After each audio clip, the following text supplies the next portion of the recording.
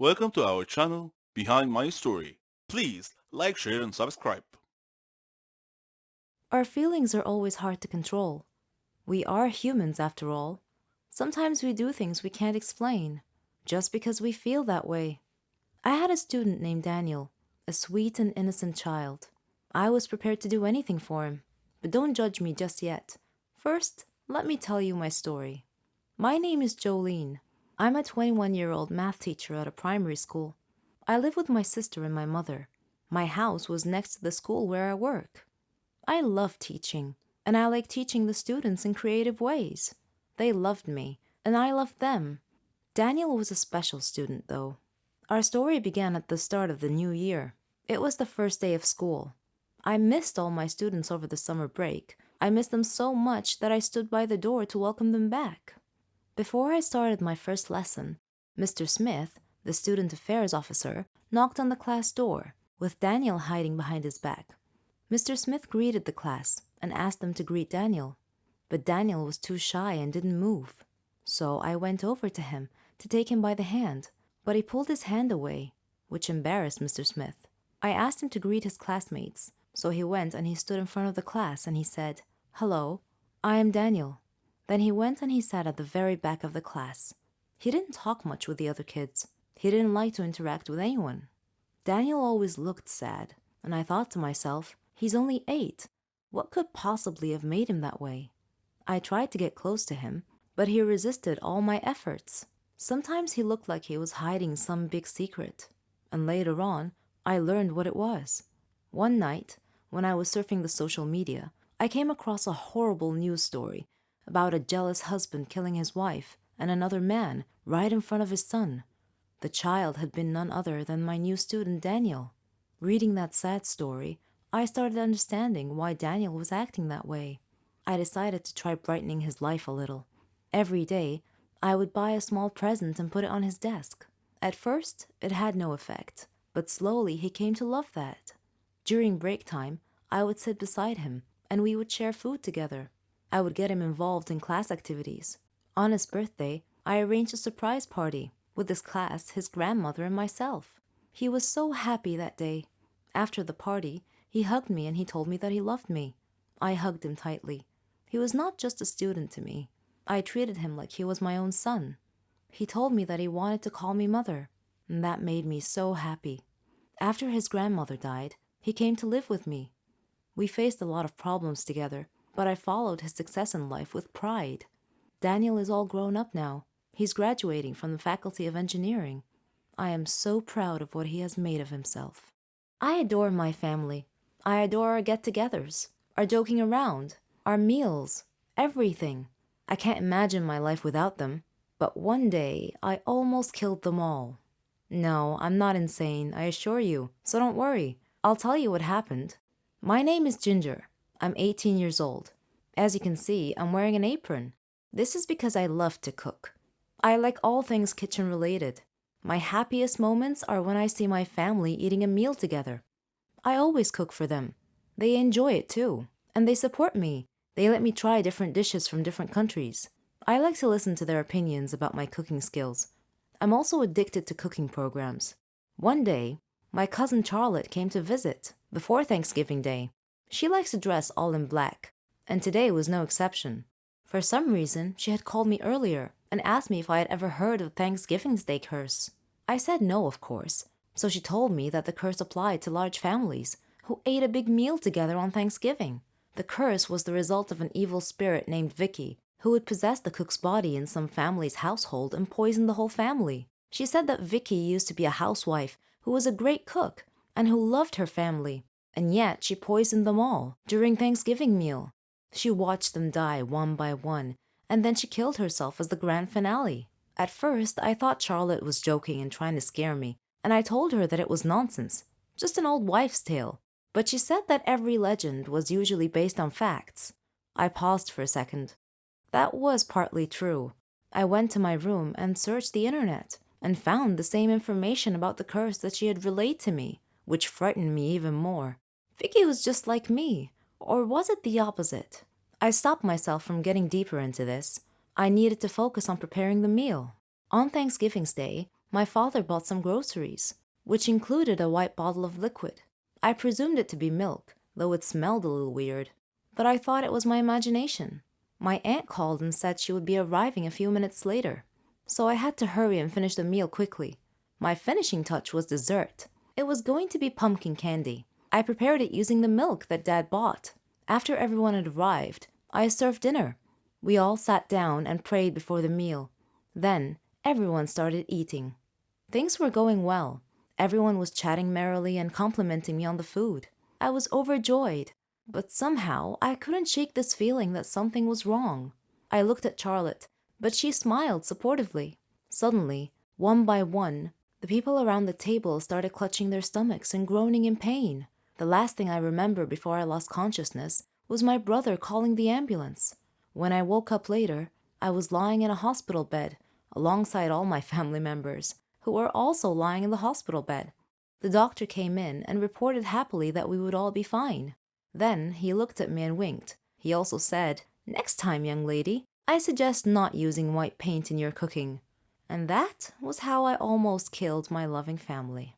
Hi, my name is Laura. I'm 23 years old, and I teach art. I recently got married to the love of my life, Norman. I considered him my friend, my brother, my son, and my husband. We loved to prank each other, even after we got married. For instance, one time I turned off all the lights in the apartment, dressed up as a monster, and scared the living daylights out of him when he came back from the store. Another time, he damaged my car. I put mayonnaise on his toast. I did worry sometimes that our jokes might go too far. I mean, he did get really mad at me once. He stopped talking to me for 2 days, even though I apologized profusely many times. After that, our pranks sort of stopped. I figured our pranking days were over. About a month later, I returned home to find a letter on the floor. I opened it and read it.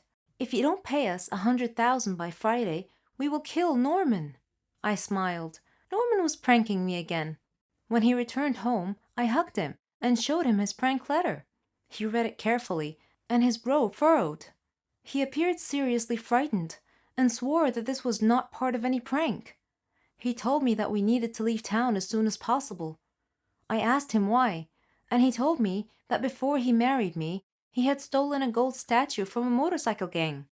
I asked him why he couldn't just return it with an apology, and he told me that the statue was worth a lot of money and could make us really wealthy. That night, an armed masked burglar broke into our apartment and confronted us with a gun. He said to Norman, "Hello, Norman, long time no see. You need to choose between the statue or your wife. Choose now." Norman was hesitant. Then he steadfastly said, "I can't give up the statue. Take my wife." The masked man turned towards me. He pointed the gun at me in a threatening manner. I was frantic. I was staring at Norman in shock. Suddenly, the masked man ripped off his mask. It was Keanu, Norman's brother. Norman sat down, laughing so hard he could hardly stop to breathe. Between laughs, he said, "This is payback for the last prank of yours. I was so mad at him that day, but it's all right. He doesn't know what I have planned for him." Falling in love with a knight in shining armor riding on a white stallion is the dream of every girl. I would want him to be tall, blonde-haired, green-eyed, handsome, and strong. Imagine him along with me if you can. But what I never expected in a million years was to actually meet my knight in shining armor. Lend me your ear and listen to my knight's tale. My name is Meredith, and I am 17 years old. I live with my mom and my little sister Susan, who is 3 years younger than me. Susan and I fight a lot, as sisters are wont to do. She is more beautiful than me. I am short and fat, but don't blame me. You should blame my mother for being an excellent cook.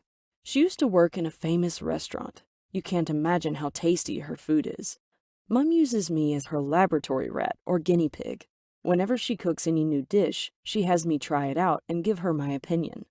As a result of all my taste testing, I've become an obese food addict. I know that my obesity may be an obstacle in finding my heroic knight. My best friends are Ellen, Selena, and Mary. My first date was with a guy named Mark. He was a crazy one. Torn clothes, long, dirty hair, a furtive manner. and his paranoid eyes were always darting around, looking everywhere. At our first meeting, he gave me a silly present that, when open, sprang a fake frying pan into my face. My next meeting was with Michael. He was subdued and weird. On our first date, he sat silent for 2 hours and barely spoke at all. All my friends' matchmaking attempts failed miserably. Then Ellen suggested that I open a Facebook account and try to find my dream mate online. I didn't like the idea at first, but I took a chance, opened an account, and shared some personal information about myself and my interests. My first friend request was from Mark. Yeah, that Mark. I blocked his request immediately.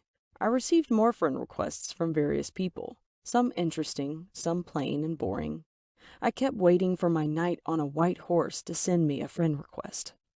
Then one day, I got a friend request from a boy named Joaquin. I visited his Facebook page and saw that he was handsome and active in sports. I accepted his request and sent him a message to say hello and waited all night for his response. Just when I was about to lose hope, he surprised me and responded. I tried to control myself even though my mind was already racing ahead and planning our wedding. We chatted online that day for around 3 hours. I told him about my family, hobbies, etc. But eventually he had to excuse himself to go to an exercise class. However, he promised that he would continue our chat later. I sent him a rolling on the floor laughing emoji and asked, "Are you serious?"